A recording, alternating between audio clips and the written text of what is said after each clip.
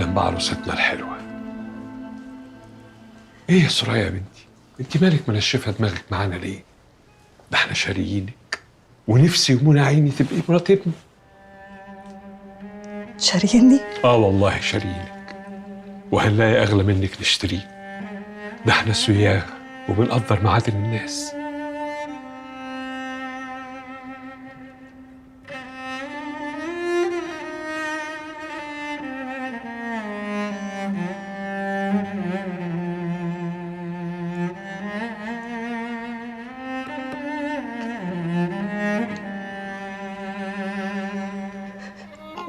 يعني يا كريم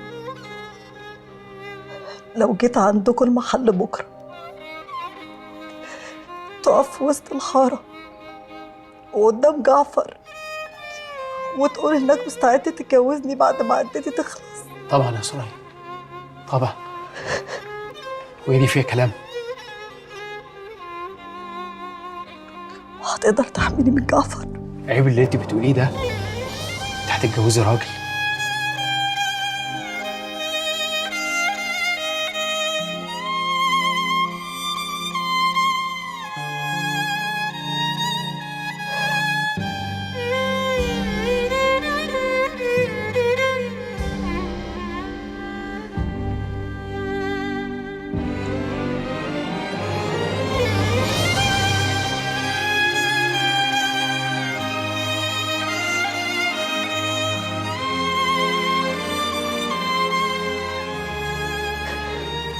وانا موافقة.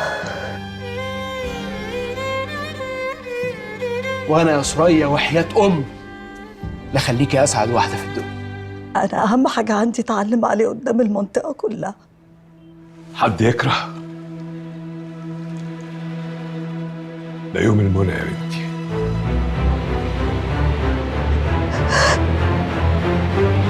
يبقى ميعادنا بكرة ان شاء الله. ايوه كده، ايوه كده. انا مش مصدق نفسي هنناسب اكبر عيله في سيده زينب. ده انا امي دعت لي في ليله القدر والله. بقول لك يا كريم بيه، يعني بمناسبه الحمد لله كده، يعني كنت عايز 2000 جنيه نجيب بيهم عشاء. عشان ايه ده يا صبحي اللي ب 2000 جنيه؟ يا سيدي نفسي هفاني على الكباب. الف مبروك يا ألف حراتي يا حبيبي. تستاهلوا يا صبحي. ألف سلامة، ألف سلامة، ألف مبروك.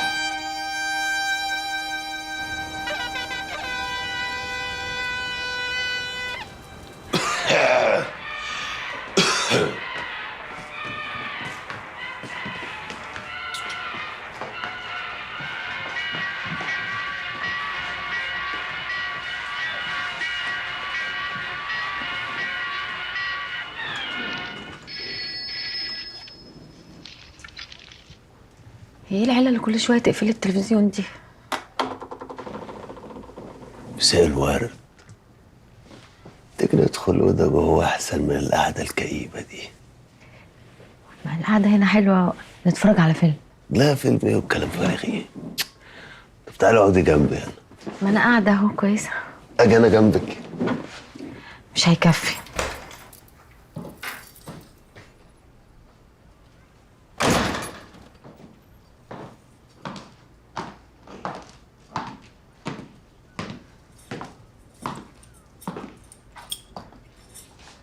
ده القعدة حلوة والمزاج عسل يا جعفر. عشان كده ما بعتليش تطلع لك؟ مزاج عسل يسمع من بوقك ربنا. طيب عليك البت ساعدة دلوقتي. بعرف اقعد من غيرك يا بت يا دلال. بعدين يا بت في جرس في الباب، جرس جنب الباب تدوسي عليه تفتحيش وتدخلي كده.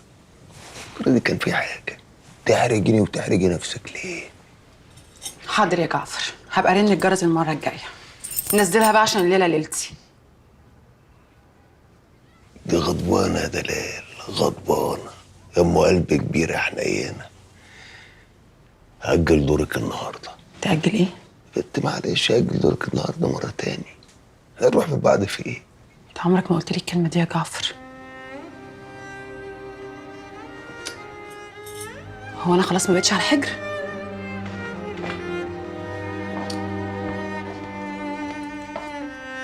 كنتي سألتيني بابايا ليه في السجن، بس أنا بقى نسيت أعارك بأخوك المسجون. عايدة استنى يا دلال. دلال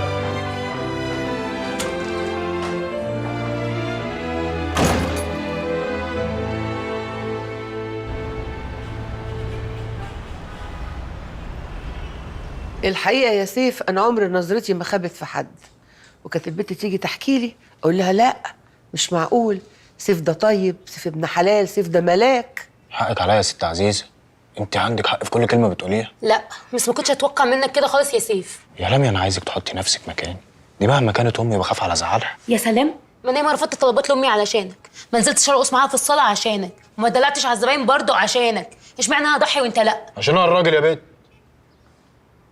يا بنت يا لميا، وانا ايه اللي رجعني بس غير انك وحشتيني؟ طيب هقوم أنا أعمل لنفسي بقى كوباية شاي وأسيبكم تتصالحوا مع بعضيكم. براحتك يا ست عزيزة. بجد وحشتك؟ أوي. طب هطلب منك طلب وغلاوتي ما ترفضه. اطلبها يا لميا. بوسني. ايه يا بنت الرخص ده؟ الكلام ده ما بيتطلبش، بيجي لوحده. ايه ده؟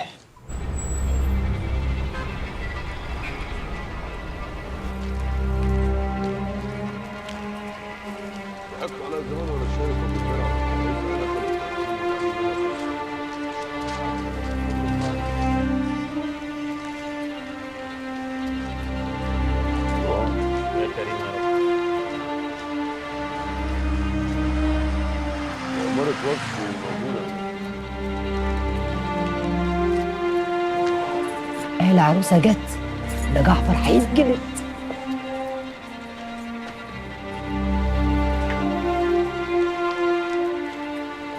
نورت يا عروسة. يا دي النور يا دي الهنا.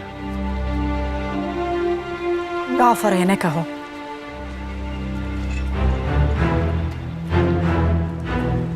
هتعمل اللي قلت لي عليه يا كريم؟ طبعا.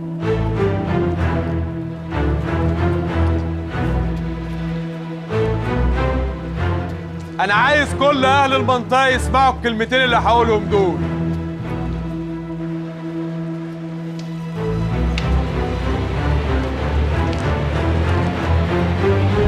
عشان إحنا أهل، وأنا أحب أعرفكم الأخبار الحلوة. من النهاردة الست سرايا تخصني.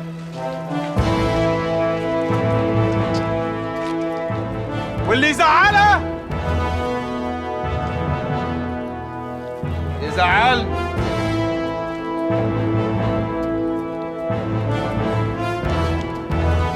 وبإذن واحد أحد تخلص عدتها من هنا واتجوزها من هنا. تتجوز مين يا كيمو؟ ياض انت كل اللي رايح واللي جاي بيهزق فيك يا كيمو. ياللي ما تسواش في سوق الرجاله قرش. اللي تتجوز المعلم جعفر العمده ما تعرفش تتجوز راجل غيره ابدا. راجل بحق وحقيقي لما يتجوز واحده بيحميها ويكون سندها. لا عاش ولا كان اللي يكيده يا ابن حماده فتح الله يا ناقص يا كيمو. احنا حظنا عامل كده ليه مع العيله ديت يا ام يوسف؟ أنا غلطان يا سرايا إن أنا عملت لك قيمة. ولسه ده أنا هفاجئك. اديله بالشبشب.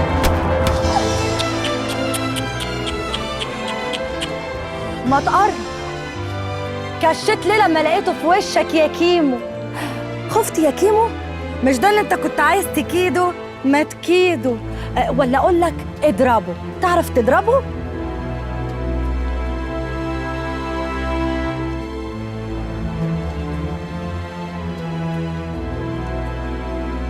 روح يا كارم الله يرضى عليك، روح على محلك يا حبيبي.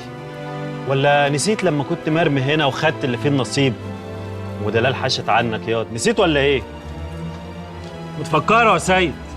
ياض انت نسيت ولا ايه؟ لما كنت مرمي في الارض هناك وجت دلال قالت له والنبي يا جعفر ما تموتليش 2. انت نسيت ياض ولا ايه؟ هي مش قالت له كده برضه يا نعيم ولا ايه؟ الله ينور عليك يا سيد، ما تفتكر كده. انا افتكرت كان جعفر ساعتها حافي ولابس كلسون.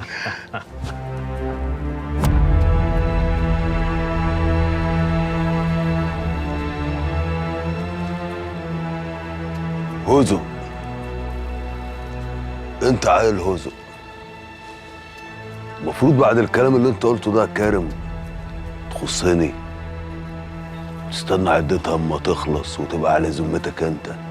اقل واجب ودي رحمه مني، طلقتين في دماغك. بس ان شبشب حرمه يتنسل على دماغ راجل دي ب1000 طلقه. ومش هبقى انا والشبشب عليك يا كارم.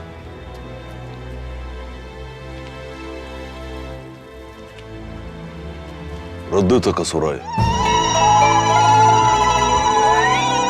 وكيمو شاهد. حرامية.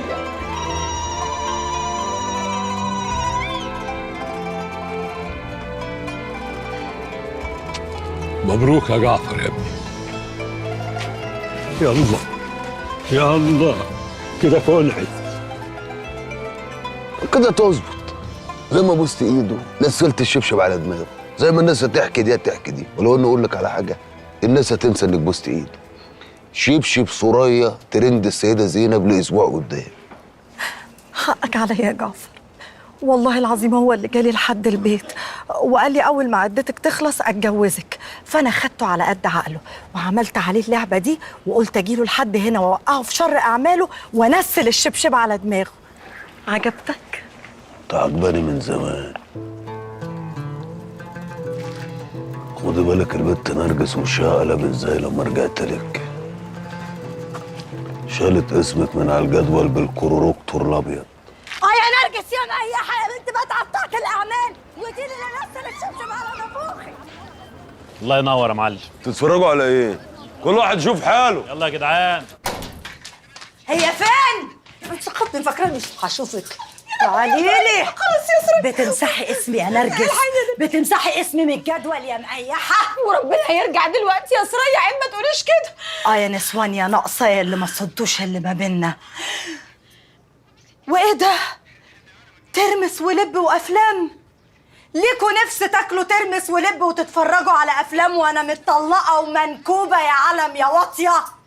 طبعا ما انتوا تلاقيكوا فاكرين ان قصتي خلصت وبقت فيلم خرج ولم يعد، عشان كده ما عبرتونيش صح؟ لكن لا، قصتي لسه هتبتدي. احب انكد عليكم واقول لكم ان فيلم عدل ينتقم، وكل اللي جاي هيبقى سواد على دماغكم يا جوز حلبيق. اهدي يا سرية، اهدي على نفسك شويه، احنا فينا اللي مكفينا بردك. ايه ده؟ مين دي؟ معرفتكيش.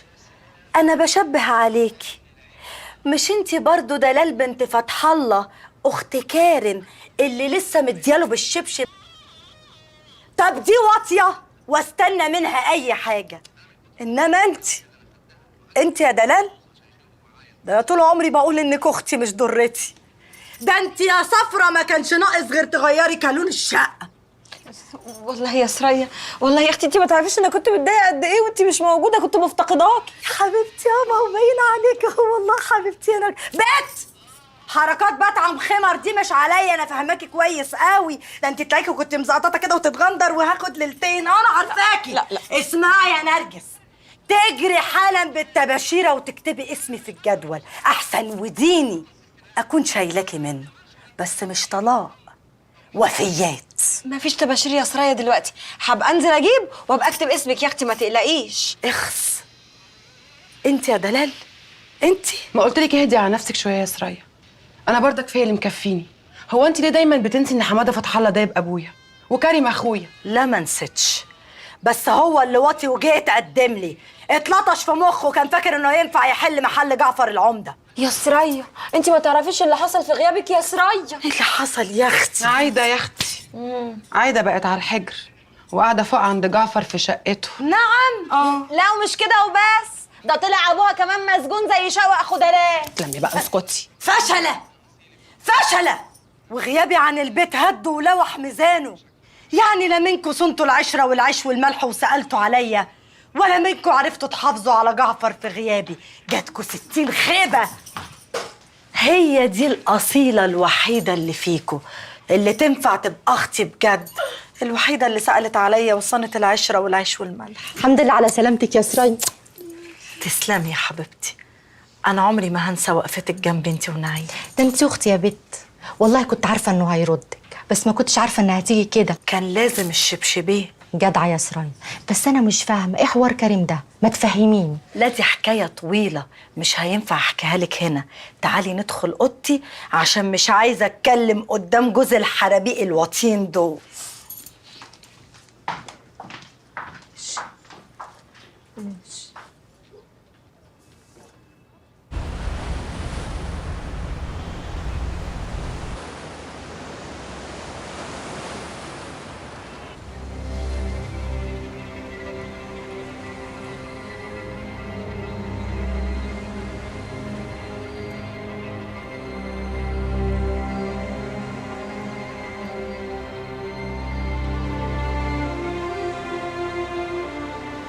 ايوه يا عزة. انا كلمتك 3-4 مرات ما بتردش ليه؟ يا عم ما بعرفش ارد في اي وقت، اديني خدت جنبه وكلمتك. ما تنجز بقى يا اسماعيل في الحوار ده، عايزين نسلمه بقى وناخد لقشة الفلوس. هو لسه قايل لي النهارده ان احنا هنغير المكان اللي احنا فيه. ليه؟ هو موسوس ومرعوب من اللي اسمه جعفر ده، بس اول ما نغير المكان هقول لك احنا فين عشان نسلمه لجعفر. وبصراحه هو يستاهل كل خير. اتفقنا. سلام.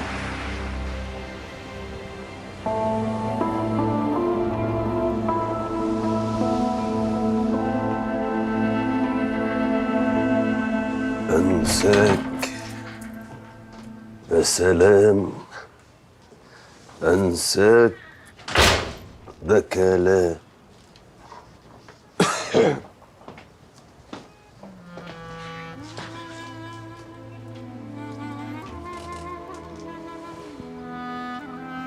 مبسوطة؟ أنا مبسوطة طول ما أنا جنبك. تسلمي. بس أنا مش عارفة إزاي أنا هنت عليك كده. كل اللي عملته معاكي محبة. محبة إنك تطلقني؟ وإن أكسر دماغك محبة. تيجي إزاي دي بقى؟ الله يرحم أبويا، دخلت عليه مرة وهو بيعاتب أمي كده في قعدة صلح، قال لها الزعل على قد المحبة وأنت غالي عندي، فالغلطة منك قد كده تبقى كبيرة، ما بالك بالبلوى السودا اللي انت عملتيها. وبعدين انا عارف ان كده كده كنت هرجعك، بس كنت مستني طريقة، واللي انت عملتيه مش شوية، صغرتيني مش قدام الناس يتحرقوا الناس، قدام نفسي. بس جت من عند ربنا وعملت حاجة اثبتت لي انك تربية جعفر العمدة بحق وحقيقي. جاتلك منين الفكرة يا ليفا؟ حاجة أنا عايز أقولها لك، الكلام اللي كنت قلته لك في مكتبي قسما بالله من ورا قلبي، أنا كنت قاصد، عايز أصغرك، أقللك، عايز أوجعك، فكلامي يعلم فيكي يخليكي ما تقلليش من نفسك تاني. أنت هانم، ربنا قدرك خلاكي هانم، ما اتخلقش اللي توطي تبوسي ايده. إلا أنت؟ لا، ولا جوزك. الهانم ايديها بس اللي تتباس. كنت هنسى.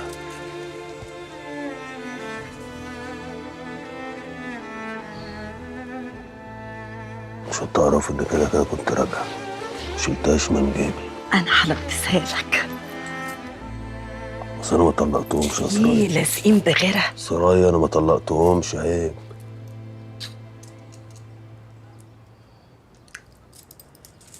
ده مكانها يا جعفر، الأولى.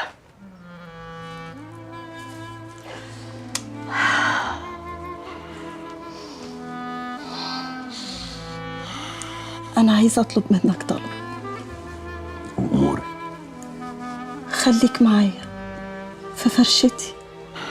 عايز انام في فرشتك. والنبي يا جعفر. وهتلبسي لي البنطلون الجينز النبيتي اللي فاكراها؟ حنانة.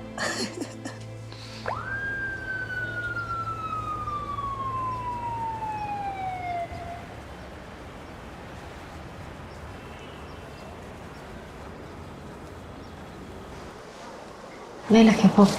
ايه اللي مضايقك قوي كده؟ بجد وانا باين ان انا متضايق؟ غريبه قوي. المفروض انا ابقى سعيد جدا، اصلا نسيت اقول لك ان انا مسجون. انت ليه محسسني ان انا السبب في سجنك ده؟ لا مش انت السبب، لكن انت تقدري تعملي حاجات كتير قوي ما بتعمليهاش، وانت عارفه كويس كده يا عايده. كل ده وما عملتش حاجه، امال جوازة الجعفره دي بتسميها ايه؟ ولا ليها لازمه.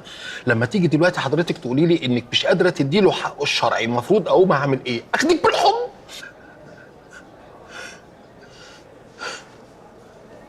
طب ما تعيطش. عايده انت عارفه ان انا بقى ليا اسم شهره هنا؟ ايه؟ نيك نيم. عارفه اسم الشهره بتاعي ايه؟ خيشه. ايه؟ مش هقدر اعلي صوتي اكتر من كده عشان ما اتفضحش. خيشه. سموني خيشه عشان في 1500 سجين بيمسحوا بكرامتي الارض كل يوم، وانا ما بعملش اي رد فعل عشان انا مسالم، والطيبين ما لهمش مكان هنا يا عايده، وارجوك يا عشان بتعيط يا خيشه؟ بتعيط يا؟ لا دي دموع الفرح عشان بنتي هنا. بنتي دي بنتي. كده 9. فاضل لك واحده بس النهارده. شفت قلت لك اكتر من مره اليوم لسه فاضل فيه كتير قوي، انت بتخلص الحاجه بتاعتك كده ممكن ناخد من شغل بكره. انت كده خلصت. شفت بقى؟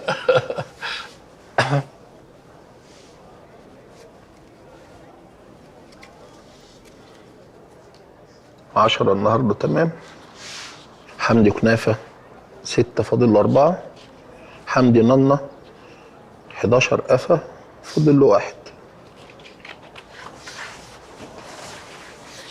اقول لك على حاجه كمان. عارفه اللي بوست ايده ده يبقى مين؟ برايه اللي ساكن فوق ايه. وفي مفاجاه تانيه، استيكا رجع.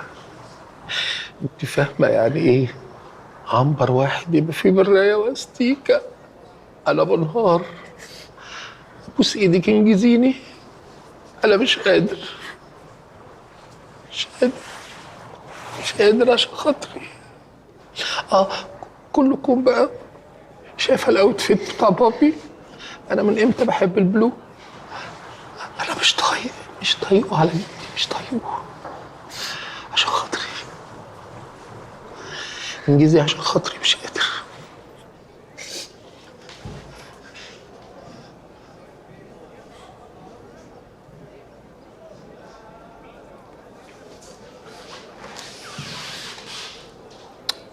ادي من عندنا.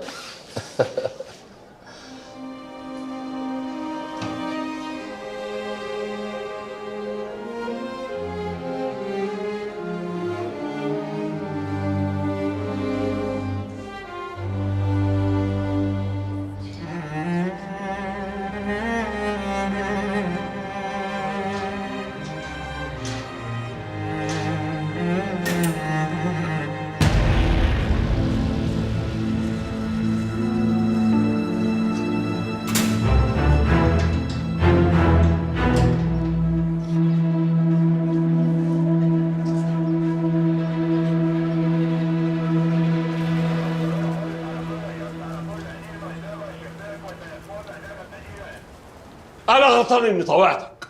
انا مش سالتك وقلت لك هتوافق ولا لا؟ قلت لي عيب يا حاج، مشيت على هواك، وهو العيب حصل فينا. اتاريها بترقد لك علشان تهزقك وتضربك بالشبشب في وسط الشارع. ما خلاص يا حاج، انا ليه بقيت بحس انك مستنيني على اي حاجه تحصل لي عشان تقطمني؟ الواد عنده حق، وخلاص بقى يا حماده، اللي حصل حصل، بعدين الزمن ما بيرجعش لورا. ولا الكرامه بترجع لما بتتبعثر برضه. لا بترجع، لما شوقي يخرج هتعرف كويس قوي انها بترجع. يا خوفي من اللي هيحصل لما شوقي يخرج من السجن.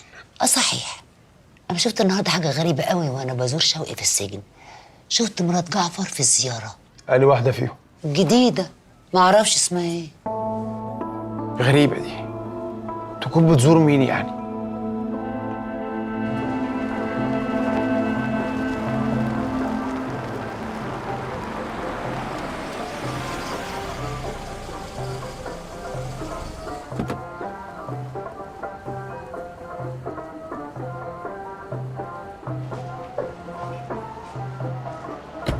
ده مش عزيزه اللي طاري، ده قلبك اللي طاري. ليه التانية ليه؟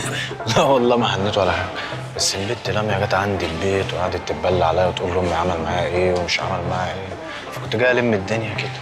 وبعدين انا واحد صاحبي قال لما تيجي خارج من بيت عوالم لازم تخرج بمعلقه. عشان لو ما عملتش كده هخرج متجرس متعور. عداك العيب.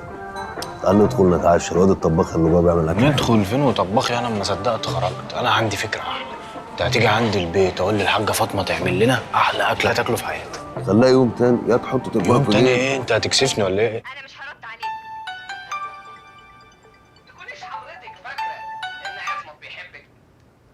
ايوه يا سيف. بقول لك ايه، انا جاي ومعايا ضيف. ضيف مين؟ لما اجي اقول لك بقى، بس بقول لك ايه والنبي، يقول لنا شويه اكل حلوين كده، شويه بط، شويه رز معمر، شويه كشك، اعمل لنا حمامتين وورق عنب بالله عليكي. يا سيف كنت قلت من بدري، كنت لحقت وضبت الاكل. فيها فاطمه قدها ودوده فطومه، ما تحرجنيش بقى. بقول لك ايه، شويه محشي كروم. يلا سلام. يا باشا هات كده يلا بينا بس. يلا بينا فين؟ يخرب بيت سنينك. ماشي يا سيدي، ابعت لي 2 طن. يا عم اما الحاجه تيجي اديك فلوسها، اما البضاعه توصل. ازيك يابا؟ اهلا يا حبيبتي، مع السلامه. طب مع السلامه.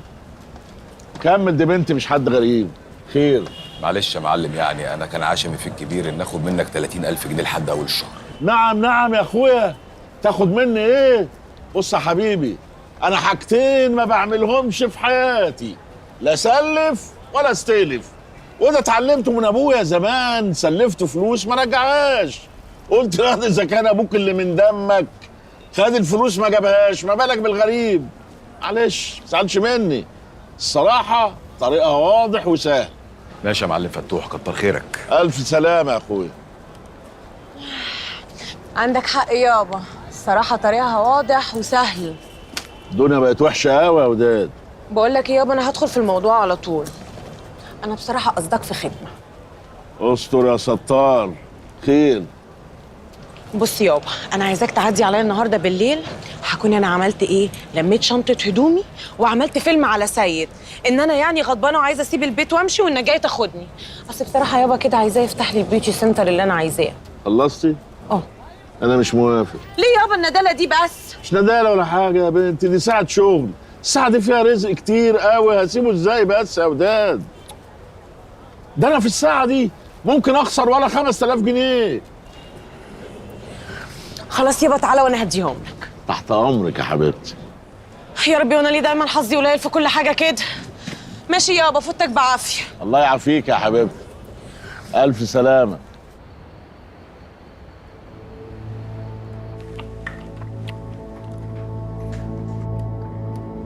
حب رز الفلاحين، شكلك من وجه بحر يا ام سيف. المعلم جعفر ده بقى ماما ابو الرجوله كلها، هو اللي خلص لي موضوع الجمارك حتى قبل ما نبقى اصحاب.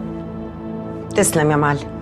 ده حلال ويستاهل كل خير، رجولة الدنيا فيه، وانا اعرف رجاله بشنبات مش برجولته. دوب المحبه يا معلم. بس انا في حاجه نفسي اعرفها، هو انت متجوز 4 ليه؟ هو في حد بيتجوز 2 دلوقتي؟ احنا في سنه كام يا معلم؟ والله يحفظك، والله ما اعرف جت ازاي، جوازه جابت التانية، كل جوازه لها ظروفها، ربنا رحيم بعباده، حلل 4 بس، طاقة الإنسان 4، أكتر من كده يموت. لا بس بجد والله يا معلم، ما ندمتش؟ عايز الحق ولا ابن عمه؟ الحق. لحد دلوقتي لسه شايف نفسي كده بعد عمر طويل بلفح فردة الجزمة على إيدي وبضرب نفسي بيها، بقول يا ريتني كنت عشت مع واحدة، وجع دماغ. هو انت بتعمل كده ليه؟ بقول لك يا ام سيف كل جوازة جت بظروفها. ما بتكلمش عن جوازاتك، بتكلم عن سيف. ايه اللي يخلي راجل في سنك يصاحب واحد من دور عياله؟ انت عايز منه ايه؟ هو في يا ماما؟ اسكت انت. اشرب يا معلم اشرب. استجدعته، بحسه زي ابني. مش ابنك، ابن انا. عايز منه ايه؟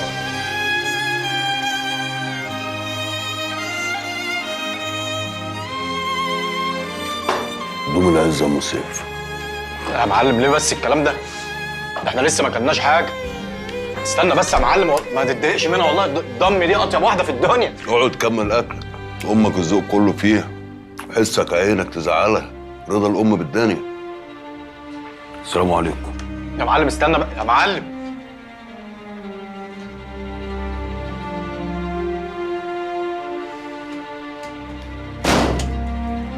كل يا ماما كل.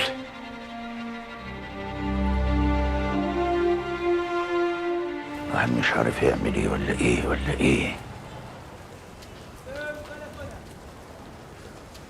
تعال يا ترموستات، تعامل نفسك مش شايفني.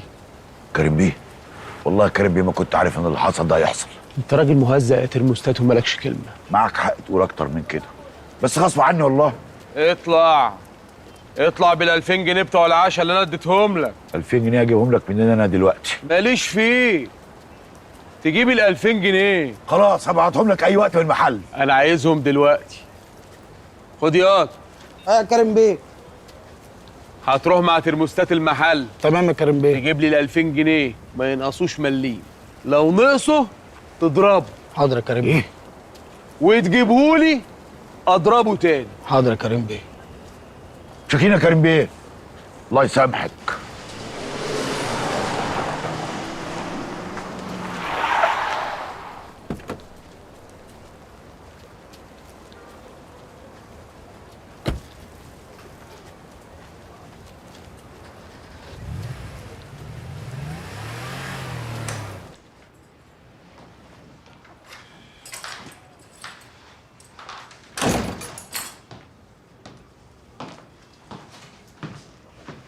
جعفر، أنا عايزة ال 40 مليون مقدم. وانا عايزك تحني لي زي اي واحده بتهنى لجوزها. داخل اخد دش وغير هدومي ونازل، عن اذنك.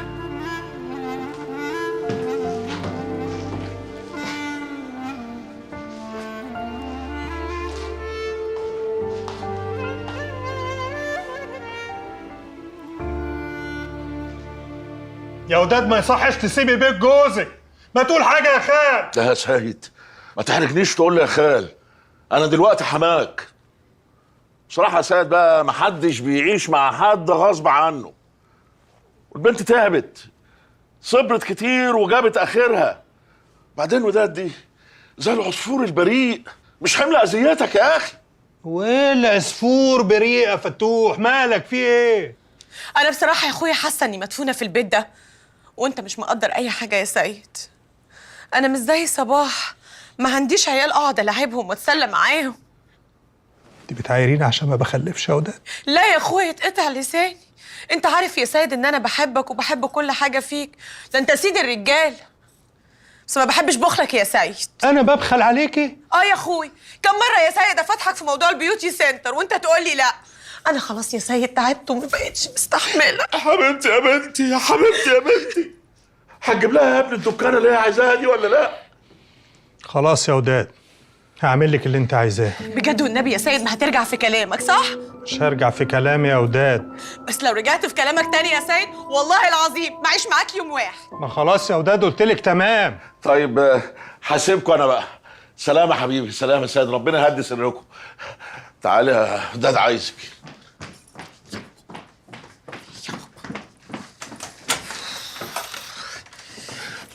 5000 جنيه اللي اتفقنا عليهم بكره يا وعديهم لك بكره. ورحمة امك لا يا اختي، البكا على راس الميت. هياخد باله يابا. وانا مالي ما ياخد باله. طيب استنى هدخل اجيبهم لك. يلا يا اختي. عصفور وعمال ادلع في امك.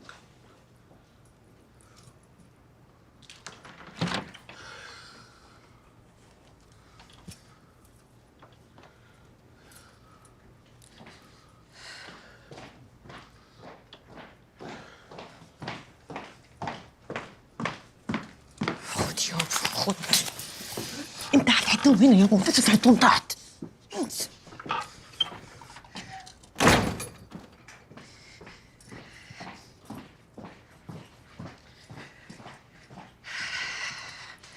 حبيبي يا سيد، انا مبسوطه قوي يا حبيبي ان انت هتعمل لي مشروع، بس اشور جعفر الاول. اما الست قليلة الذوق قوي. ليه ما تقوليش ان انا اللي غريب؟ ست غلبانه خايفه على ابنها. إيه اللي يخلي راجل في سني صاحب عيل من دور عياله؟ عادي عادي يا جعفر، وانت صغير يا ابني كنت بتصاحب اصحاب ابوك. والله محتاج حد يا أمه. كبرت ومحتاج ظهر وسند. ما غلطت يوم ما حرمت نفسي من الخلفة. كل واحدة من حريمي دلوقتي كانت خلفت. كان زمان عندي 3 4 عيال من طولي مالين عليها الدنيا. ما كنتش جبت لنفسي الكلام وسمعت كلمتين زي دول. انت اللي غلطان، انت كان لازم تفهمها انت مين. ده انت المعلم جعفر العمدة، دي تحمد ربنا انك انت قعدت معاها على سفرة واحدة. انت تديني عنوانها وانا اروح اجيبها من شعرها واشبشب لها على دماغها. قلبك ابيض يا صفصف، ست غلبانه مش حمل دي.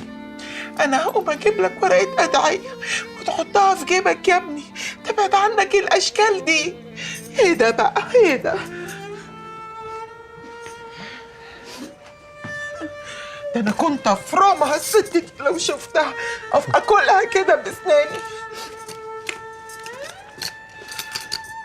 نسيت، ده البت سرية رجعت قلبت الشنطة وقلبت الأدعية. أنا مش عارفة البت دي عندها إيه، مش فاهمة. ما تزعليش نفسك، ده حاجة تحزن.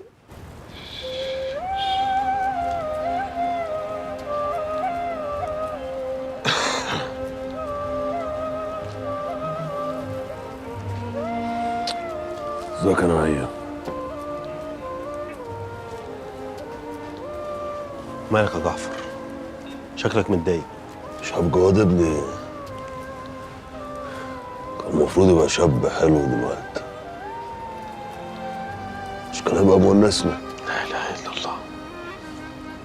استهدى بالله يا جعفر. كان زمانه شايل الشغل عنك وعني دلوقتي، مش كانت هتبقى القعدة أحلى. اللهم لا اعتراض على حكمك يا رب.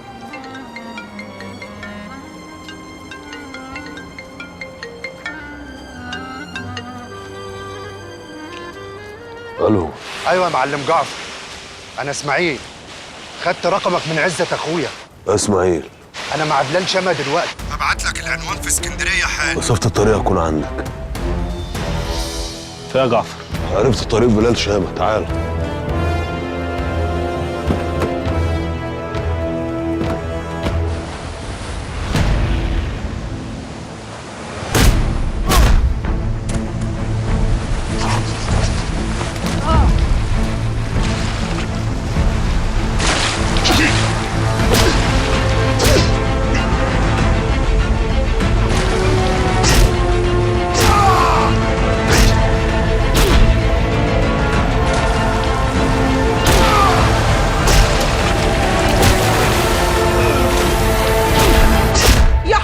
يا نصابة بقى تسرقي الأدعية بتاعتي؟ والله يا حاجة ما سرقت حاجة. أمال إيه؟ فتحت الشنطة وطارت لوحدها؟ يعني أنا برضو يوم ما هسرق أذكار ربنا ده حتى إيدي تتشل. هتتشل. طب بقول لك إيه يا حاج؟ أنا يعني كنت عايزة أسألك سؤال بس تجاوبيني بأمان. ما وحشتكيش؟ يسم كبة، توحشيني إيه؟ طبعا لأ، ده أنا كسرت وراكي مليون قلة يا خارجة بيت الجوع. انت عارفة من ساعة ما مشيتي ما في أشياء ضاعت من البيت. طب احلفي. يا بنت هو أنا في اسم عشان أحلف؟ ما بحلفش. يبقى وحشتك صح؟ وحشتك. قوليها بقى. وحشتيني وحشتيني يا بنت، وحشتيني قوي. انت كمان وحشتيني قوي يا صفصف. انت عارفه البيت كان من غيرك دمه تقيل. ربنا يخليكي ليا. خلاص بقى، خلاص بعدي، خلصنا بقى يا رزله. اف يا ساتر، اوعي تكوني يا بنت قلبتي حاجه العقده والغواش. الحمد لله. الحاج، لا والله. الحاج فين؟ لا والله كله الا الحاج. الحمد لله. بوسي يا اختي بوسي، ودي كمان عشان الملكة تبقى راضية عنك. ربنا يخليكي ليا. ايوه الملكة راضية. ربنا يخليكي ليا. والله يخليكي، وحشة يا بت برزلتك.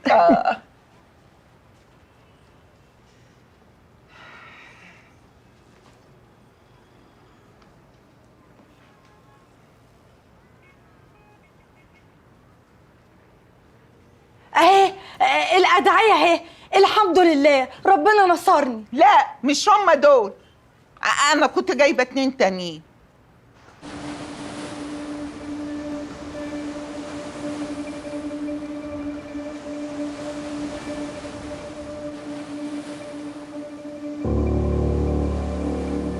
ليه كده يا اسماعيل؟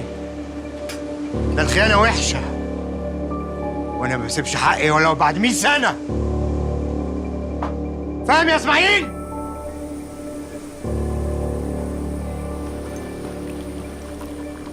بقول لك ايه يا سمعة؟ سمعة يا صاحبي، اقول لك على سر محدش يعرفه. انا مخبي كنز، فكني وطلعه ونتقاسموا مع بعض.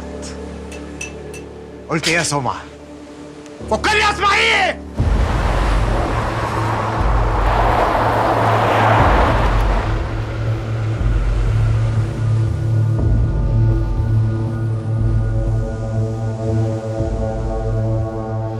وصلت المكان اللي انت بعتهولي. انت فين؟ ثانية واحدة وابقى عندك.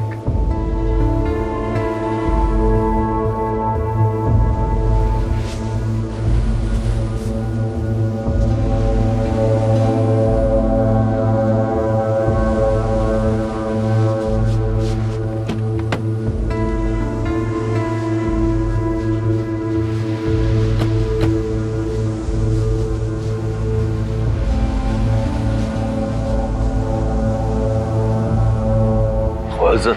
معلم جعفر. اسماعيل هو فين؟